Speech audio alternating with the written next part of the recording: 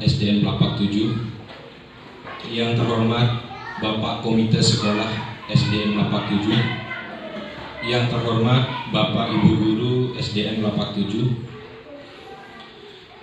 para tamu undangan, wali murid, siswa-siswi SDN Pelapak 7, dan anak-anakku sekalian yang sangat saya cintai dan saya banggakan.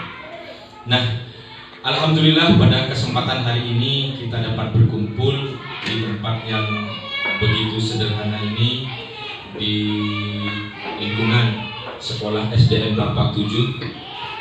Pada kesempatan kali ini saya bersama-sama Bapak Kepala Sekolah dan Komite Sekolah beserta wali murid siswa SDN Pelapak 7 ingin mengadakan diskusi musyawarah terkait pengelolaan aset-aset yang ada di sekolah ini. Nah, Bapak Ibu, sekolah merupakan sebuah lingkungan pendidikan, di mana lingkungan pendidikan itu ada dua faktor, yaitu faktor biotik dan abiotik. Faktor biotik itu sendiri yang pertama adalah guru, kepala sekolah dan tenaga pendidik di SDN Pelapak 7. Yang kedua, komite sekolah sebagai pembina penasihat dari suatu lembaga, siswa-siswi yang kita bimbing, kita ajarkan. Terus orang tua. Kenapa faktor biotik itu merupakan faktor hidup di lingkungan pendidikan. Selanjutnya faktor abiotik. Faktor abiotik sendiri itu terdiri dari ruang kelas, tempat mengajar, tempat belajar, sarana prasarana, terus anggaran, kurikulum, dan lain sebagainya, termasuk peraturan dan penegakan, itu termasuk abiotik. Tadi yang biotik yang hidup, mengenai makhluk hidup, yang abiotik ini di luar yang hidup, Bapak Ibu. Nah, Bapak Ibu orang tua, ya, di mana pada sumber daya sekolah ini ada 7 modal yang perlu kita ketahui. Yang pertama itu adalah modal manusia, yaitu adalah guru yang bisa inovatif, kolaboratif mengajar anak didik kita. Alhamdulillah di SDN Pelapak 7 ini mayoritas guru adalah sarjana semua, dan termasuk guru profesional yang sudah bersertifikasi. Itu modal manusianya, termasuk anak-anak murid SDN Pelapak 7 yang menurut saya masyarakat di Pelapak ini, saya pertama kali masuk sini, baru pertama ini saya berbicara karena memang tugas.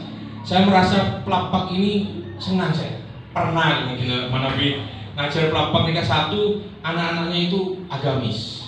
Anak-anak Pelapak itu kayak sopan santunnya, adabnya itu kuat. Mungkin dari orang tuanya memang sudah terdidik seperti itu, jadi anak-anak di sini religius. Itu modal manusia.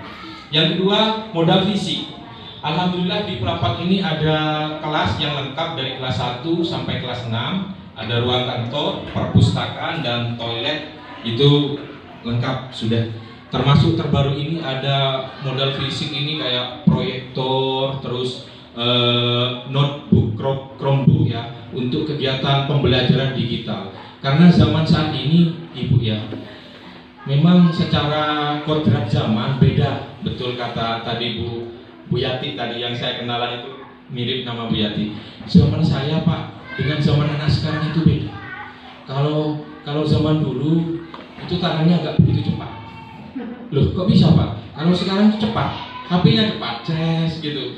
Jadi makanya sekarang itu zaman digital itu beda. Anak sekarang itu lebih apa? Lebih cepat ya, lebih luas. Makanya sekarang pembelajaran itu saya inginkan, Bapak Kepala Sekolah sudah menekankan untuk kelas tinggi 4, 5, 6 sering-sering main Chromebook. Tapi main itu bukan lihat YouTube atau main Menda, tapi buka pembelajaran gitu. Disiarkan biar anak itu belajar. Iya, betul. Iya, karena Chromebook itu isinya pembelajaran. Isinya pembelajaran kelas 4, 5, 6 itu. Saya minta dukungan juga, kalau di rumah dibatasi jamnya untuk bermain HP ataupun agak dibatasi itu. Waktu belajarnya juga dikawal lah, dijaga juga. Yang ketiga, modal alam. Nah, lingkungan asri. Saya lihat ini suasana di Desa Pelapak ini yang jelas sudah desa agraris ya, persawahan, ada banyak tumbuh-tumbuhan yang sangat rindang. Terus modal politik. Modal politik ini kita keterlibatan antara profesi, contohnya seperti dengan bagian-bagian yang kita persiapkan dari kayak komite sekolah ini, dan saling membantu ke masyarakat ketika ada sebuah informasi atau saran serta masukan politiknya di situ. Terus yang ketiga, finansial. Jelas sudah kita memiliki anggaran BOS, bantuan operasional sekolah, yang memang dipergunakan untuk operasional sekolah. Ya. Selanjutnya, modal sosial.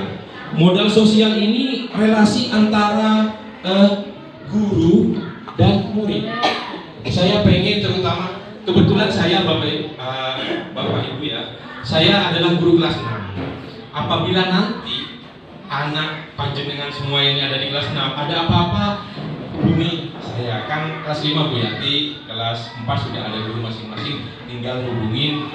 Misalkan ada masalah di rumah pembelajaran, Pak ini ada itu, tinggal hubungi nanti waktu ketika kelas 6. Itu karena penting, guru dan orang tua saling bekerja sama. Tanpa orang tua tidak bisa. Kenapa? Kita ini kan satu hari 24 jam. Di sekolah 4 sampai 5 jam. Sedangkan di rumah 19 sampai 20 jam. Jadi banyak waktu yang di rumah. Nah, ketika orang tua itu saling kerja sama, Pak, gini anak saya Pak. Nah, termasuk saya, Bu, anaknya gini. Jadi ada kerjasama, relasi antara orang tua dan guru. Itu istilahnya modal sosialnya di situ. Yang terakhir yang modal itu modal agama dan budaya. Seperti yang saya jelaskan di depan, insya Allah saya yakin orang-orang Pelapak ini adalah orang-orang yang agamis. Jadi agamanya sudah tidak diragukan lagi, mayoritas sudah beragama Islam. Dan kegiatan di sekolah tentang aset-aset anak ini, yang pertama kita melaksanakan ini Bu ya, kadang kita mengaji surat pendek bergantian, anak kelas 4, 5, 6, terus pembacaan surat Yasin tiap hari. Pakai mic, ada salon itu. Jadi kita manfaatkan aset-aset sekolah. Jadi anak itu bisa berlatih mandiri sesuai dengan kurikulum yang baru, kurikulum Merdeka, di mana itu ada profil pelajar Pancasila. Itu yang harus kita galakkan pada tahun ke depan ini. Nah, Bapak Ibu guru yang saya hormati dan para Bapak komite, saya minta dukungannya ke depan. Kita bersama-sama menjalin kolaborasi, dan para wali murid ya, insya Allah saya yakin kita mampu untuk menciptakan lingkungan pendidikan yang lebih inovatif, kreatif, serta maju. Kan di antara ibu-ibu, saya yakin anak-anaknya suatu saat ingin yang akan jadi dokter, polisi, tentara, guru, bahkan yang ingin jadi mubalik atau kiai. Saya doakan dan guru-guru di sini siap melakukan perubahan ke arah yang lebih baik, dan bagaimana anak didik kita itu, murid-murid kita itu sukses. Amin ya rabbal alamin. Cukup di sini demikian ya. Apa yang mungkin ada beberapa yang saya aturkan kurang berkenan ataupun kurang ngerti, bisa dimaklumi. Saya ucapkan terima kasih atas waktunya. Saya memberikan sebuah refleksi lah. Jadi hari ini saya cuma kasih refleksi, cuma simple, tapi insya Allah mengena. Intinya tentang anak didik kita itu, kita saling kerjasama. Ada apa-apa dengan anak didik, kita komunikasi antara orang tua dan guru.